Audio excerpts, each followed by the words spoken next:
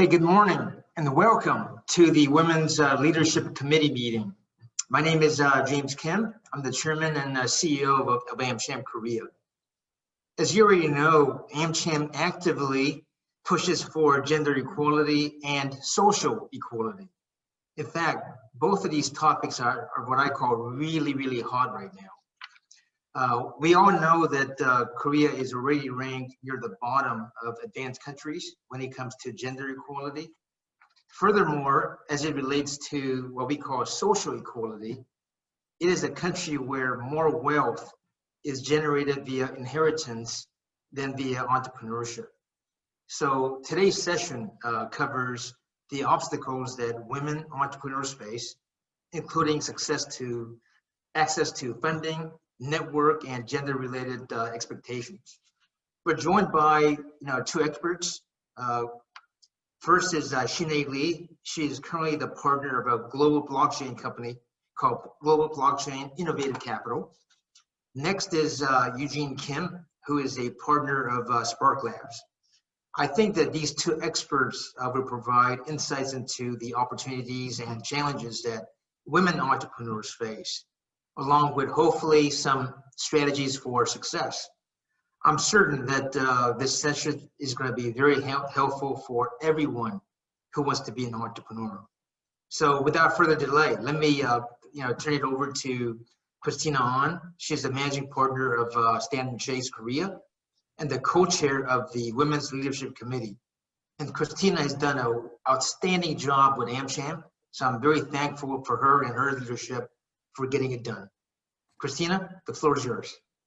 Okay, thank you, James. It goes, as James just stated, I think it goes without saying that COVID-19 has presented us with challenges and has really disrupted the way we look at businesses and society as a whole. And I think during this time, we're faced with the question of how we deal with the new normal in the most fundamental way, questioning the very approach to our livelihood. So the reality is, as also a recruitment firm, we've noticed that as companies are trying to transform into more agile organizations, this translates into maybe less job security for employees, uncertain futures, and also decreased tenures in current roles, and jobs being replaced by digital solutions. So in the spirit of always looking at the glasses being half full, the co-chairs of the Women's Leadership Committee felt that in the midst of all these challenges, that there may be some new opportunities for innovation and entrepreneurship for women. So we're delighted that we're able to present these two speakers to you. And as James stated earlier, we have two presentations today. The first speaker is by Shinee Lee. She's a serial entrepreneur and an ex-McKinsey consultant.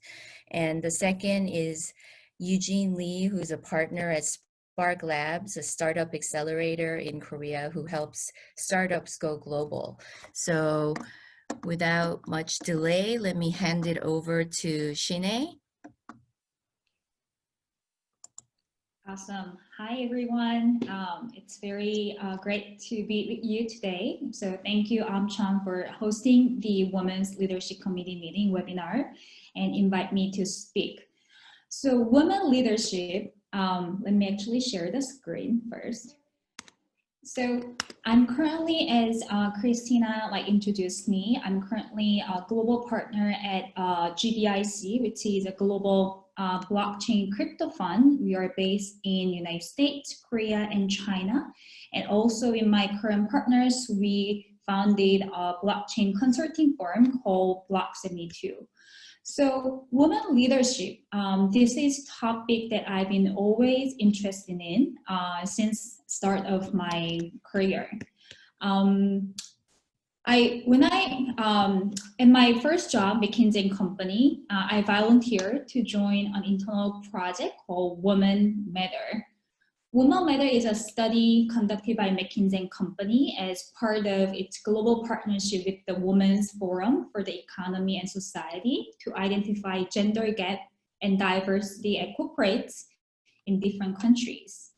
So after we study about this matter for 3 months and we released the research, and right after we released the research, I got an email from my ex-manager from Japan McKinsey with the title say, "Thank you." And I was wondering why she suddenly sent me a thank you message almost 1 year after we worked together. And I opened my email, she said, "Oh, thanks to Korea, Japan's gender gap does not look as bad as it is. Korea and Japan are competing with each other for the last place." Yes, Korea was one of the worst countries globally in many dimensions, including the gender gap and wages and percentage of top board members or executives at company and etc. I felt shocked and bitter. More than 10 years have passed by. However, South Korea still rank 118th and shows that it is one of the most gender unequal countries in the world, ranking only slightly higher than Pakistan, Iraq, and Yemen, according to the Global Gender Gap Report by the World Economic Forum. Not only that, according to the OECD Glass Ceiling Index, again, Korea ranked the last. However, every cloud has a silver lining. The voices around the gender inequality and women's rights in Korea are stronger than before. According to the Blue House National Petition Big Data in 2018, woman was one of the most frequently and importantly mentioned keywords. Also, we have a record number of women in the new South Korean cabinet. I know that the gender inequality issue is not an easy problem. Even when I finished the report at McKinsey, the Women Matter, I didn't know how to conclude because there was no single answer. And I think, and sometimes, time to time, whenever I think about what can I do to solve this problem, as an individual, I feel like there are not many things to do. But I think if my story today can resonate with any one of you, I think that will be a great start because we should and we can inspire each other. So I will start my story. So I started my career as a consultant at McKinsey in Korea. It was a dream job for many of my colleagues, classmates at the time. When I first got an offer from McKinsey, I thought I was a wrong hire because I felt like I was the least ideal candidate among many other classmates who were competing for that one spot with me. However, unlike my early concern, I guess I did a good job.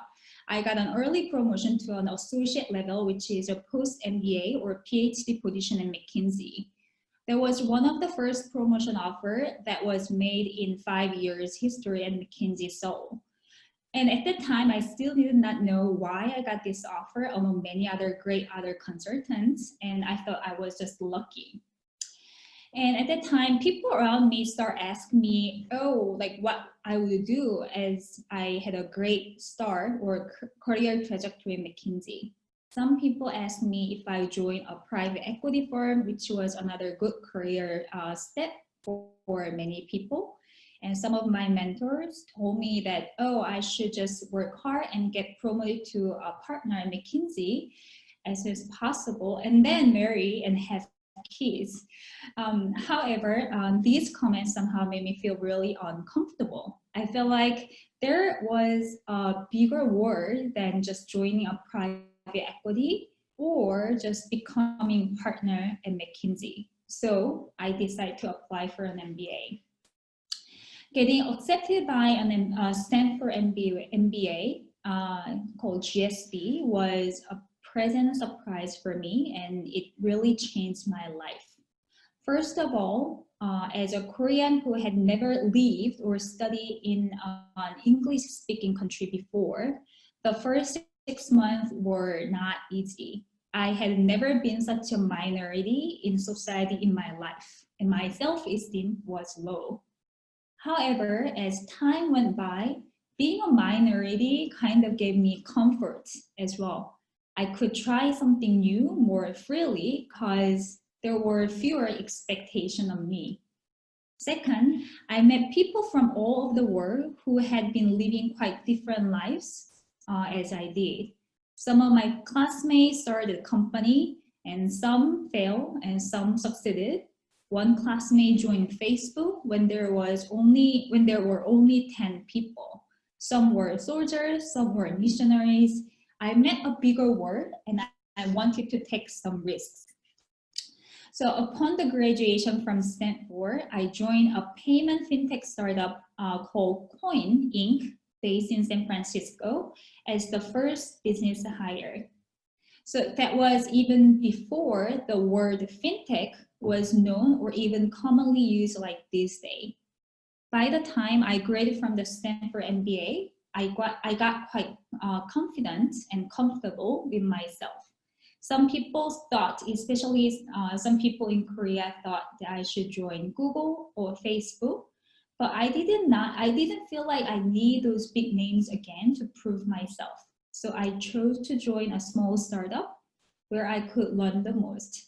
I work very closely with the CEO and founder, from fundraising, business development with the banks, and later the acquisition deal to Fitbit. So after Fitbit got acquired by Fitbit, I joined another fintech startup based in San Francisco called NerdWallet. The company grew really fast.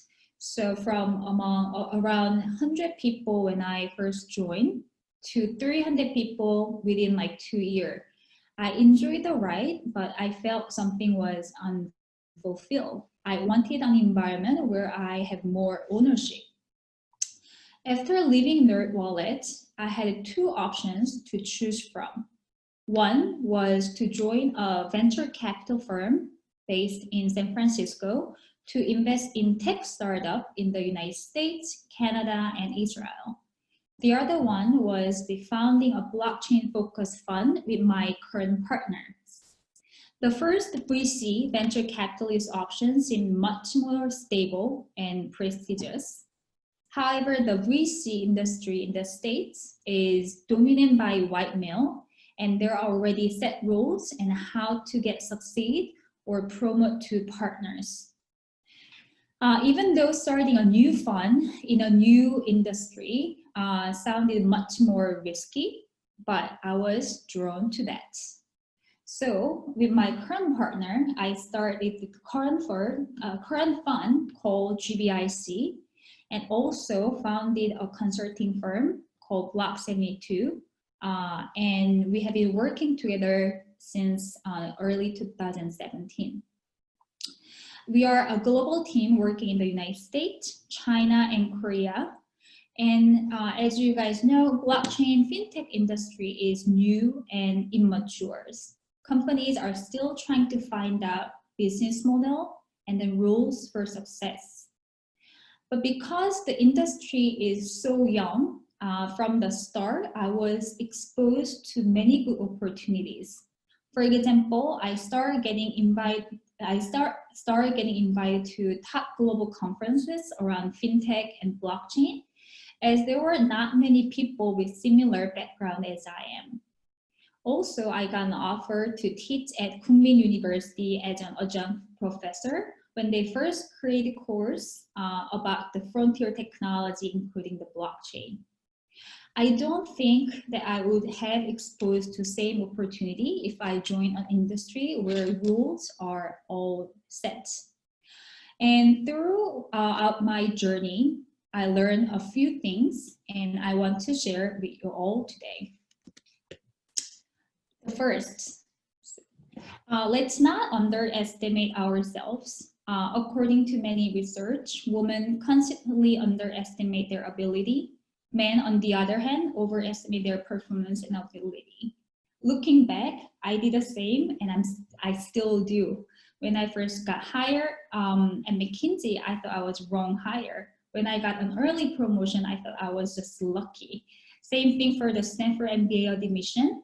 And even today, I thought, oh, maybe I'm not qualified to share my story because there are so many other great women entrepreneurs. However, I think we have to believe in ourselves. These days, female students dominate college exam. They pass bar exams more than male. And we have to admit that we work hard and it's not all about luck. So we should not underestimate ourselves. The second is, let's not limit our boundaries because we are women. I got invited to speak at a lot of conferences under the title Women in FinTech, Women in Tech, or Women in Blockchain. And I say that I appreciate the organizer for making an effort to talk about the woman issue in the industry. But also, I think we should not keep reminding ourselves that we are a minority. The other day, I was interviewed by a reporter who wanted to write an article about women who are working in the industry where males are dominant.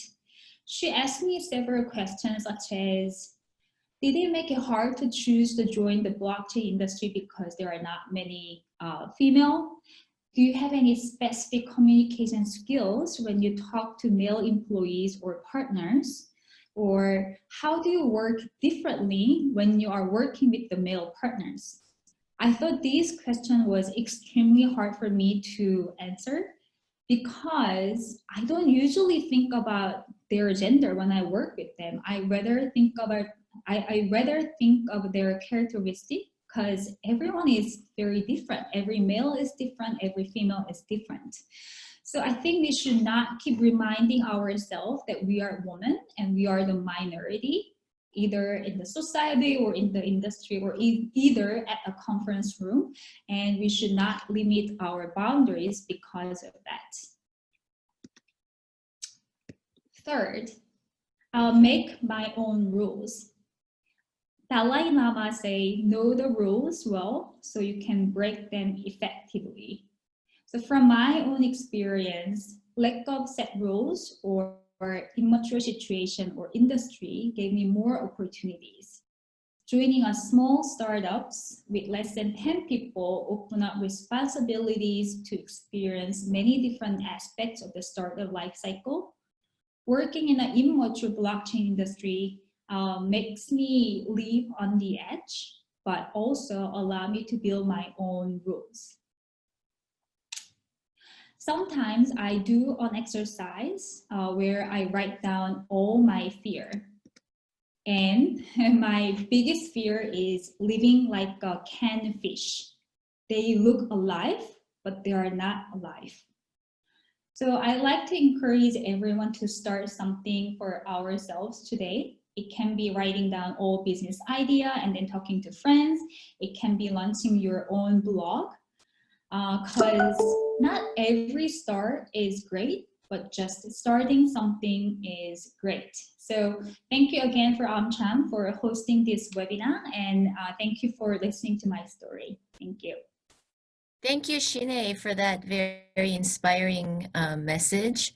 While not all of us have had the fortune to maybe experience working at all these startups, I think your message is very, very inspiring, and I hope that a lot of us will be able to walk away with some positive vibes from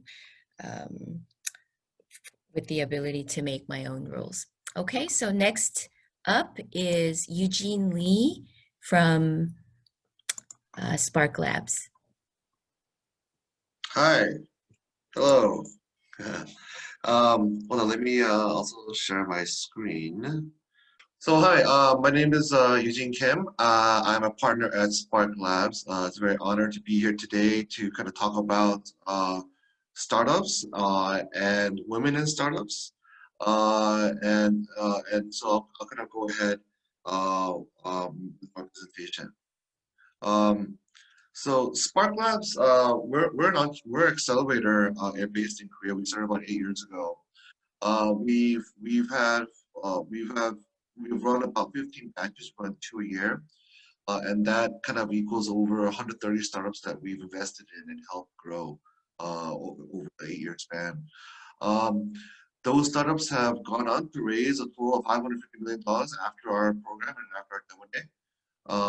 And now their combined valuation is over almost $1.6 billion.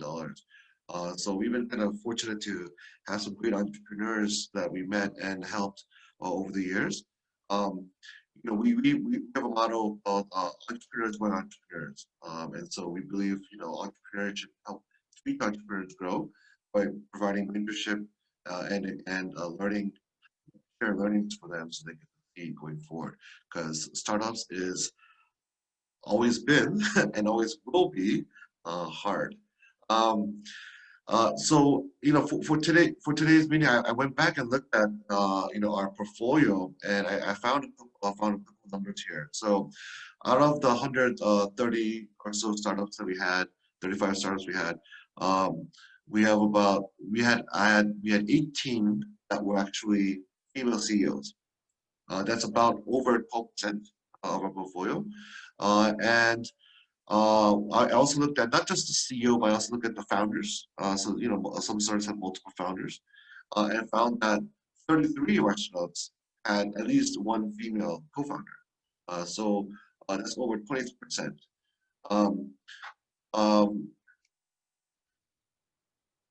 So if you look at our portfolio companies here, we just kind of broken down into different sectors.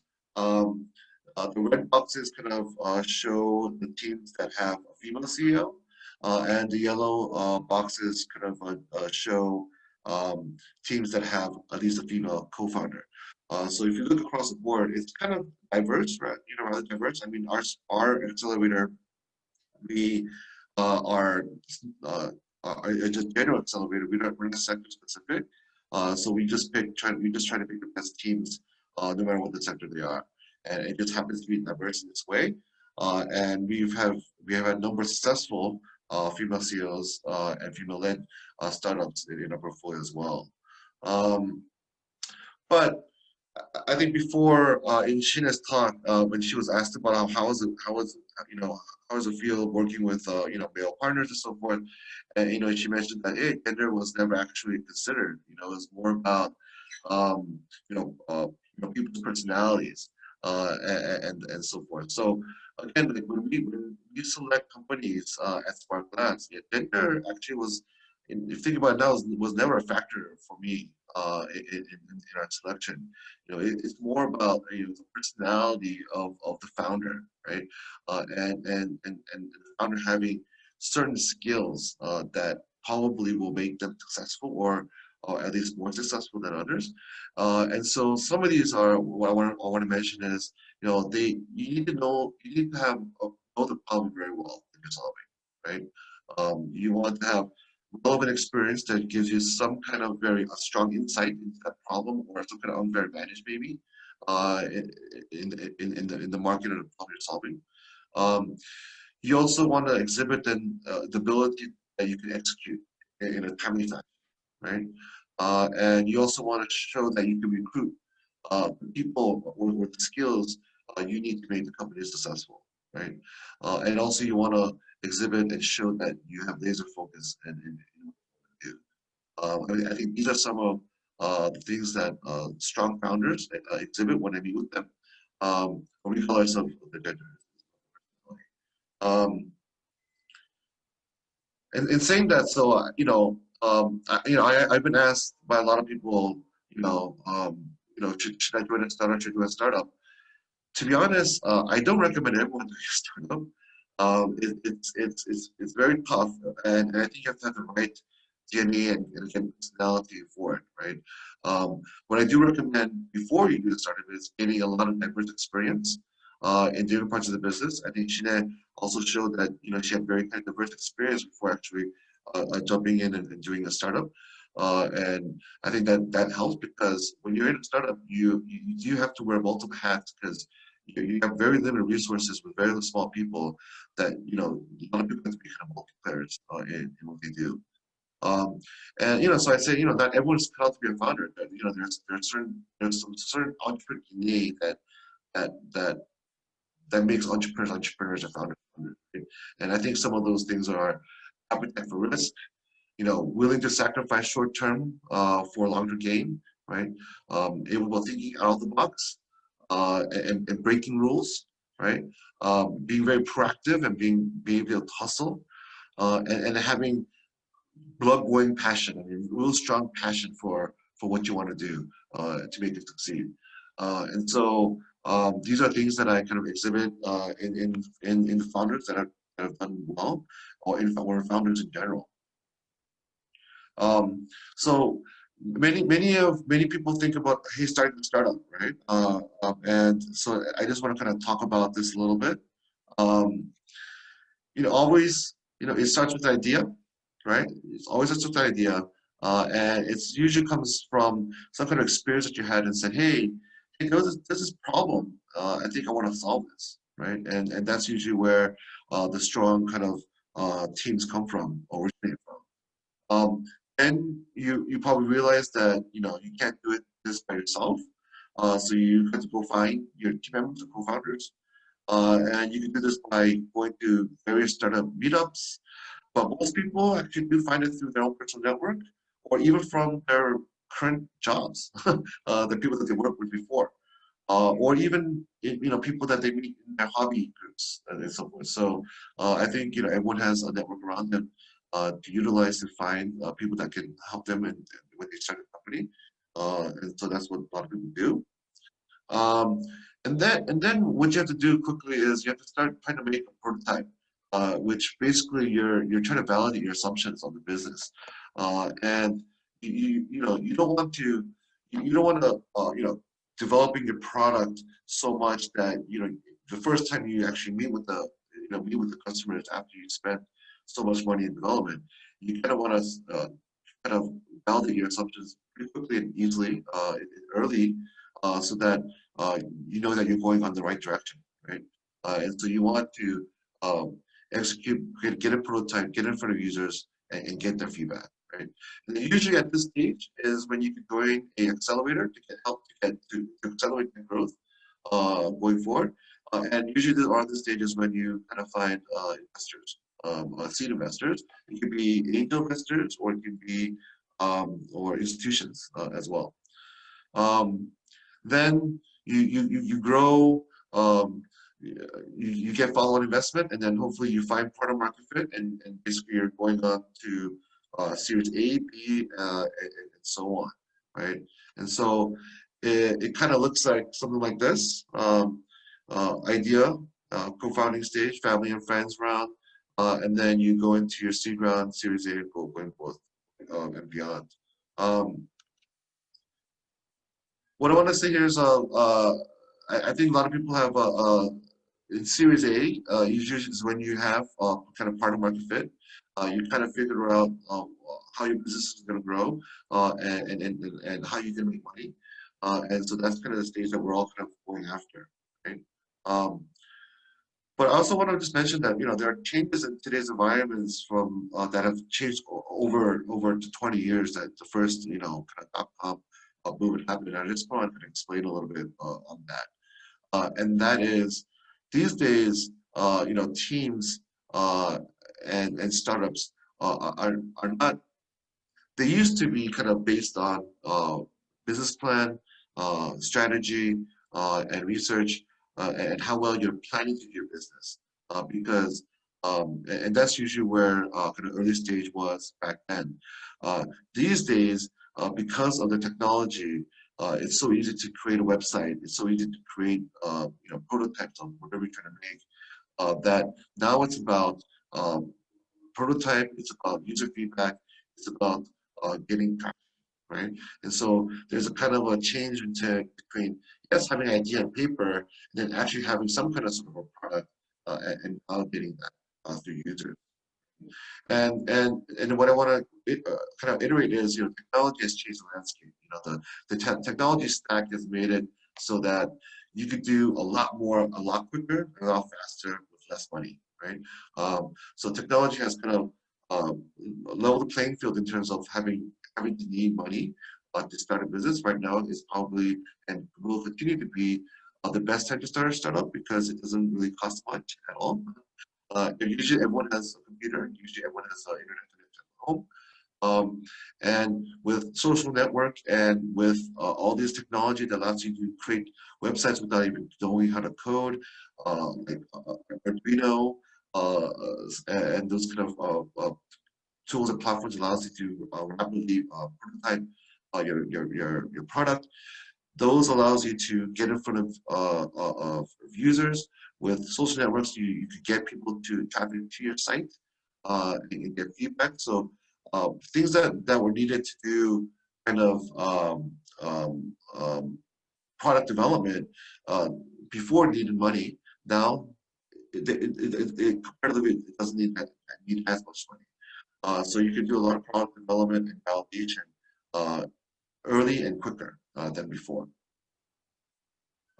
So early stage when you started with a company is all about validation of the product. So you really want to get to an MVP stage as quick as possible and really kind of test your theses and assumptions on the businesses to make sure that you're going the right direction, right?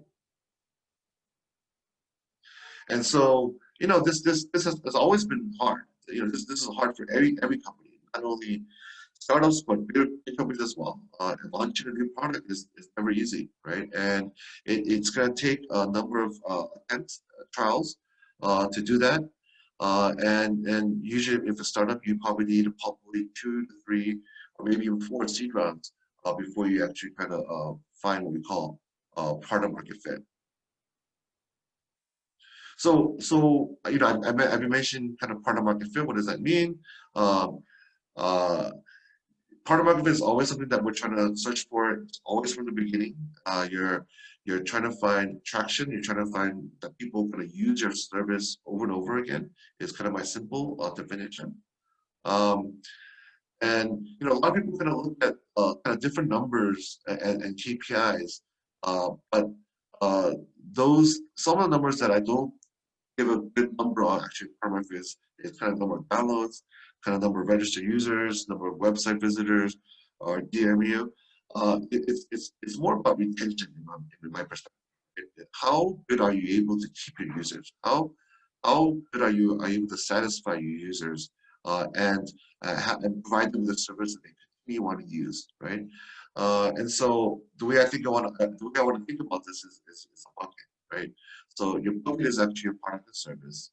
The water is your users. And the holes are problems that all products and all startups have in the beginning that prevent them from retaining their users, right? And so the better you're able to patch each hole, right, the better you are able to retain users. And so I want to figure out, you know, this is always hard. It's not easy to do this, but kind of gives you an idea of what in your mind on what product market fit is retain to your user. And so, you know, over time, if eventually if users go down to 0, obviously that's something that's probably not that good, right? So you want able to kind of have your users kind of plateau off into a usage base of users that use your user product, you know, periodically over time and continue to do so, right? And so this is a good part of retention, and going down to 0 is bad part of retention, right? And so you want to kind of avoid that. And just want a couple of things that I want to touch about is actually fundraising, and a lot of entrepreneurs, be it female or male, always have a problem with. And I think just some of the basics that people want to understand is, you know, fundraising basically comes down to 2 types: strategic and financial. And so when you meet financial investors, you know, understand that, you know, they also have an obligation to pay back their investors. Usually they're trying to provide 3 times their return. And so usually their fund life is about 8 to 10 years.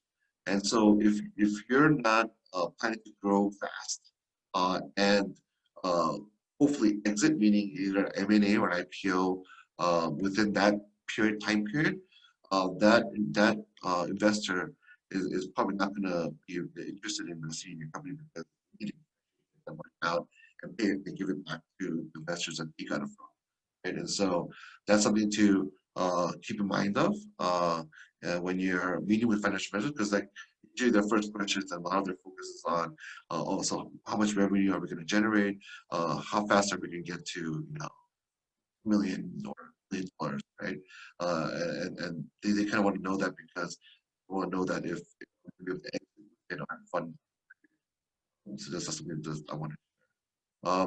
Also, okay, my slide is a little messed up, but I also want to mention that not all businesses are venture businesses. There are a lot of different types of businesses out there, but I just want to make sure that if you do are going into the venture business space, just know that investors and people are going to expect you to grow fast and grow fast, grow big, right?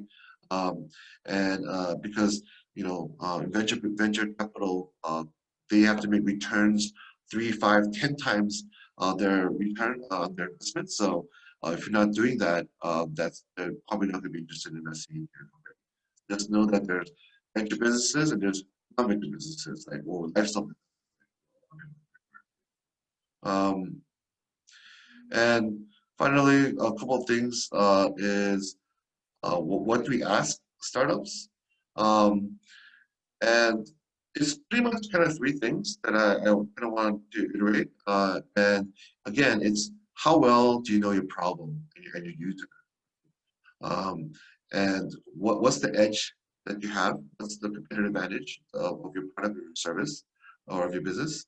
And lastly, do you have the right team right now to make this? So, I mean, venture, those are the 3 things that investors are most interested in finding out at the beginning when they meet with you. And so that's just something to keep in mind. People always trying to wonder what kind of problem are you solving? Is it nice to have compared to must have? So definitely, if you're solving a problem that's a must-have problem, that's very preferable for an investor. We also want to know what your value is. What's the value of your service minus the existing services or competitors out there, right? And you want to maximize that value edge, right? And you want to maximize what your differentiating. And again, finally, do you have the right people to do, to solve this, right? Do the right team, the right experience, right relevance experience. I said, yeah, go and meet the venture team, right? Put the best people together, right? And then a couple of things I just want to mention to wrap up. I think we're running short on time. Some tips for startups that I like to talk about is, if you decide to do a startup and you finally want to do that, in the beginning, just focus on the product and just make sure that people like and get to use the product. That's the most important thing in the beginning. Don't really focus on kind of revenues and so forth, but just make sure that people are really using the product. Second of all, valuation. Sometimes people think that the highest valuation is the best, but that's kind of not so in the early stages. Sometimes the higher the valuation means less room for mistake and more accurate. So just understand that. And then I pretty much tell people, so where should I fundraise? I say, fundraise where your traction is, right? You want to show you can do business in that market, right? So if you have traction in Korea, I would run fundraising in Korea. If you're fundraising, if your traction users are based in the US, I would go and raise in the US. Again, just want to wrap up here is startup is hard for everyone. If it was easy, everyone would be doing it, and everyone was successful, and everyone would be having a good life. But that's not the case. when our last question where we to any entrepreneur, be a female or male, is do you really want to do this, right? I mean, are you willing to eat ramen for the next 3 to 5 years until you make it successful, right? Is that a big sacrifice to do so? So do you have the ramen spirit? Is we really want to when we selected startups. And again, in order to be successful, you have to fail and you have to learn from that, right? So you have to make sure that you're not afraid of failure. And failure is part of the trip and part of the road to success. So you have to embrace it and learn from it and quickly get up and improve. And so that kind of brings me to the end of my presentation. Thank you very much. Well, thank you, Eugene. I'm so sorry that I erroneously introduced you as Eugene Lee earlier. No problem. very upset look on your face. No. I'm just kidding. Okay, well, thank you for that very enlightening presentation by both of you. Shinee, can I ask you to get back on the screen? We have some questions.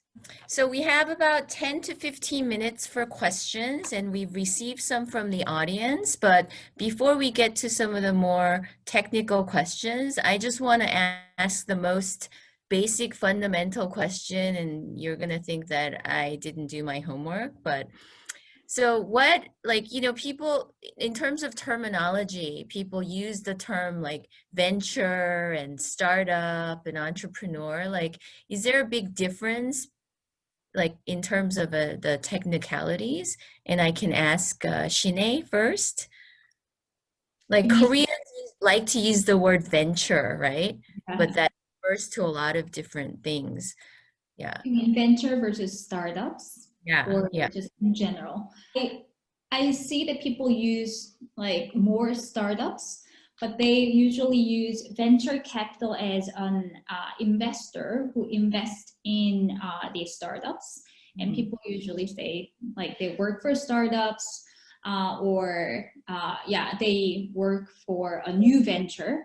But I think it doesn't have really clear different meaning. But even like the definition of startup, when I was in Silicon Valley, we had this discussion like how would we define startups, right? Is it by number of employees, or is it by the funding size, right? Or it's by funding stage, or it's based on the number of years that the founders or teams have been working on the specific program to build, right? I don't think there is a one answer. Probably everyone has slightly different definition, because even in 2014, when like Facebook has thousands employees, some people call Facebook a startup because they are working and tackling a new problem that nobody had before, for example, right?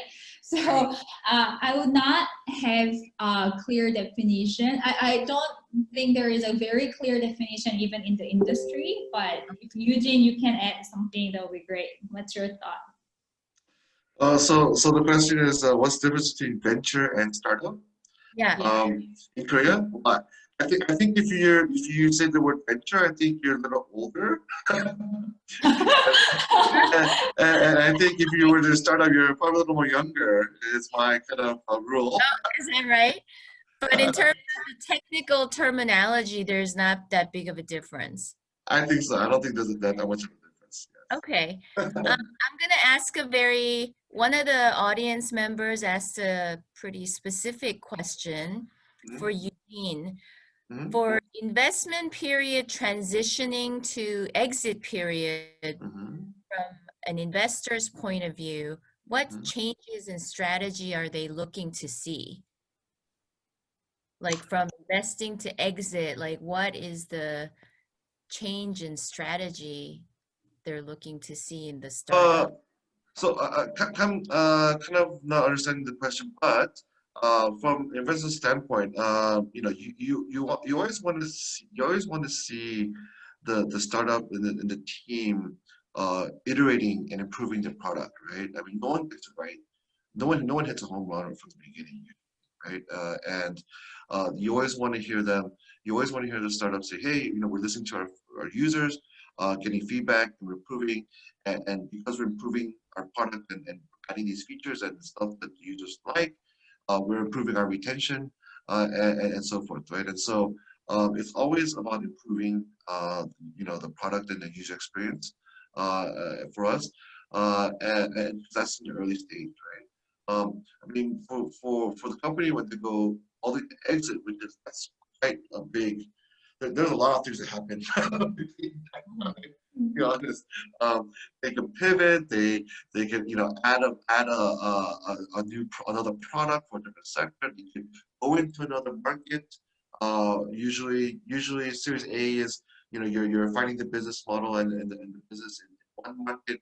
And usually Series B is when you're going abroad to, like, say, Japan or maybe to South Asia or something, and expanding out in terms of that way. Or you can span it across sectors as well, right? We're in fashion now. Let's go into beauty. Let's go into food or that kind of things. So for a company to exit, you have to grow very tremendously, right? And so it's the way you grow that, right? From either sector-wise or market-wise. So what's the typical time period from like launch to monetization? In your graph, you talked about like all the different stages, and there's idea and then launch, and then, a period where you monetize. So What is the typical? so this is this so typically what I've seen through certain reports and discussions is a company usually receives about three to four seed investments before getting the Series A, right? Meaning, they're receiving money, they're growing their product, they're receiving their money again, growing the product, and finally they're finding some kind of product market fit where they're able to generate revenues, right? And that leads to Series A. So typically, I think the number that I've seen is usually around 3.5 seed investments before Series A. And so that usually takes about probably 3 years. 3 years. Yeah. So just to add, I think from the investor's perspective, I think there are a few different ways to exit, right? So number one, that a lot of people know the IPO, initial public offering, which is a mega hit for an investor and entrepreneurs. Mhm. The second way is acquisition by another company, right? So it doesn't necessarily you go to the IPO, public IPO, but then, for example, Google acquire a company, Kakao acquire a company, and it can create really good exit strategy for investor entrepreneur. And the third one is another exit strategy that a lot of investors look into is the next round of funding. So for example, you are a seed investor, and then like let's say you're a seed or Series A investor, and then this startup is doing really well. So like the bigger or even private equity decide to invest in this startup in Series B or C or even further down the road, then a lot of investor and also entrepreneur can exit some of their old equity in the company. So I think there are a few different ways, and it really depends on which trajectory you're going for. I think like if you're going for the mega hit, which is IPO, I think it usually takes like 7 or beyond years. But if you're looking for the acquisition, or even just because of the next round funding, I think that the monetization of investor and even entrepreneur can happen sooner. Like Eugene said, it can take even 2 or 3 years, depends on the situation, depends on how fast your companies are growing, right? Yeah, but the common factor is that you're growing. Yeah, it's growing, yeah. Yes. Okay. Well, I'm not seeing any other questions from the audience, but I actually have a series of more very basic questions for you two that I imagine that the other audience members may be wondering this too. Let's say that I'm an aspiring entrepreneur. I have a problem a solution to a problem that's a must-have in this society. I have a competitive advantage and I have the right team, but I'm lacking funding. So do I go to you, Eugene, and say, I need some seed money, right? Like what is, I have all those Well, prerequisites, but no funding. to be Where honest, if you have a product that's a must-have, you have right. a great team, right? And all you need is funding. I think investors will be going after you. But I first, so I'm thinking for all the audience members who may be here, they're all already like part of like very comfortable corporate jobs, but they're Mm, dreaming mm, of maybe starting something in mm. the future, right? Yeah. So they So may so something, but I mean, how do I even start to like market without the funding, right? Like so. difference between seed money versus angel investments Mhm. versus accelerator, you know, like help me. But okay, so one thing that I've seen over the 8 years that we started Sparklabs in Korea and the ecosystem is we're seeing a lot more experienced or operating experienced Mm, founders come out of bigger companies and now starting their own startups. Right? Um, and I think that's great. That's great for the ecosystem. That's great for Korea. That's great for everyone. But although you've worked at Samsung or Kakao or Naver or wherever for 8 to 10 years, you're still a rookie entrepreneur, right? And growing a company there's so many things entailed with it that that's why I say you have to have multiple hats and things. So everyone starts at square one, right? And you have to go through the process of showing that you're able to build build a product, show that people are liking and using it, right?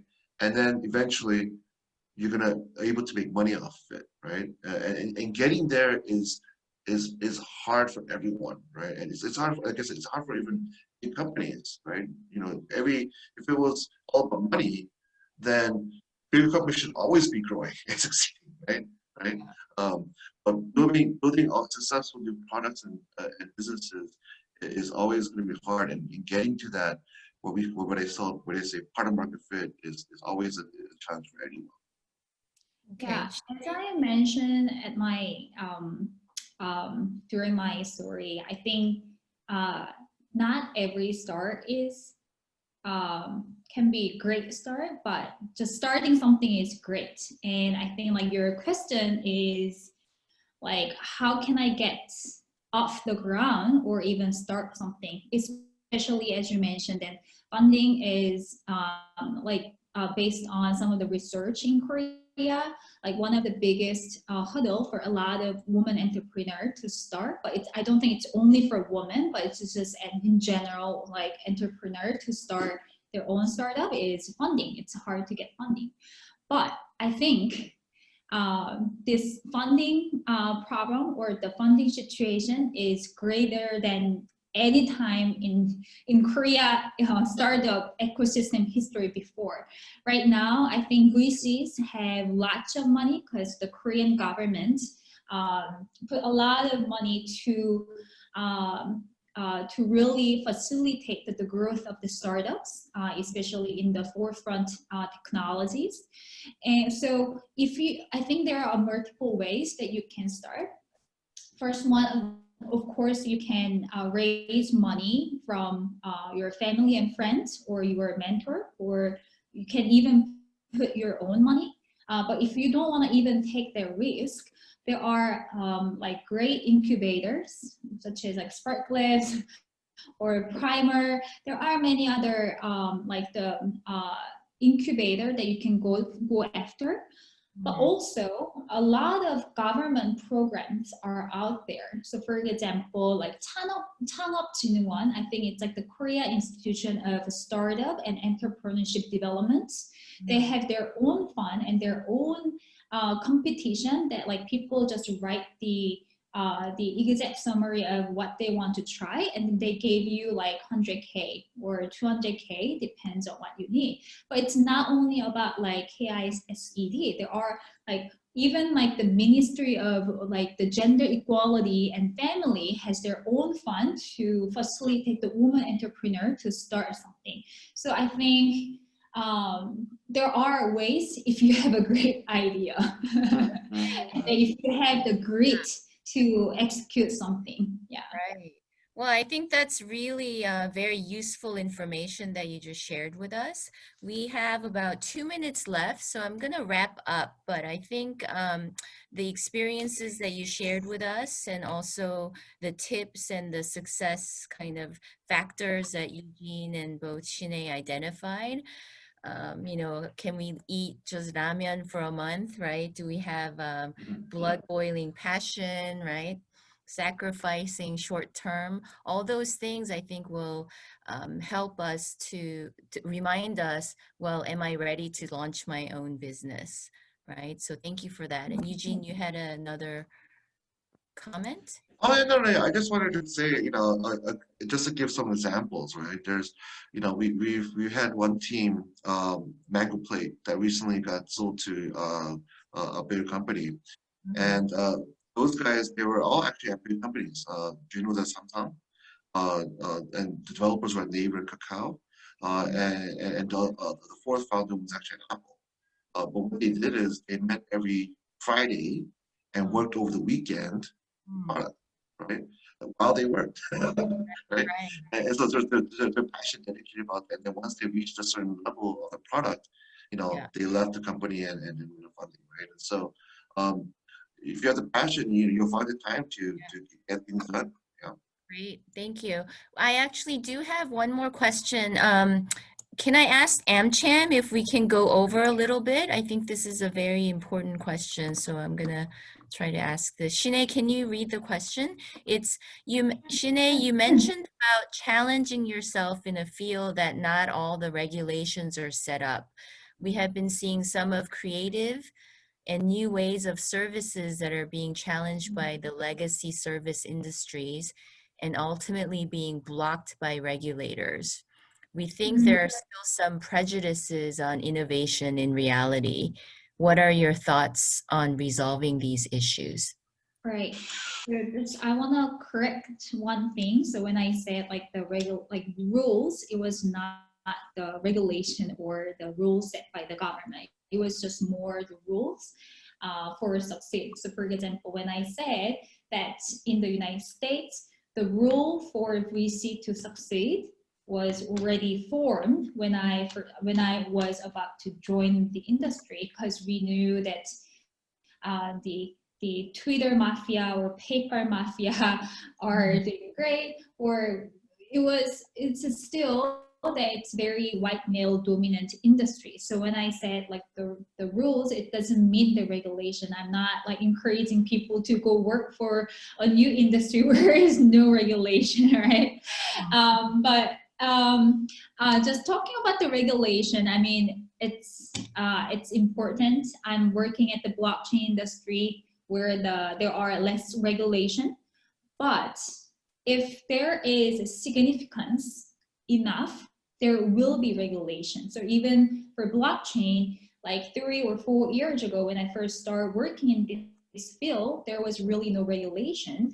But even in Korea, the government announced a new regulation on taxation rules early this year, and then it's gonna be executed from mid next year. So I think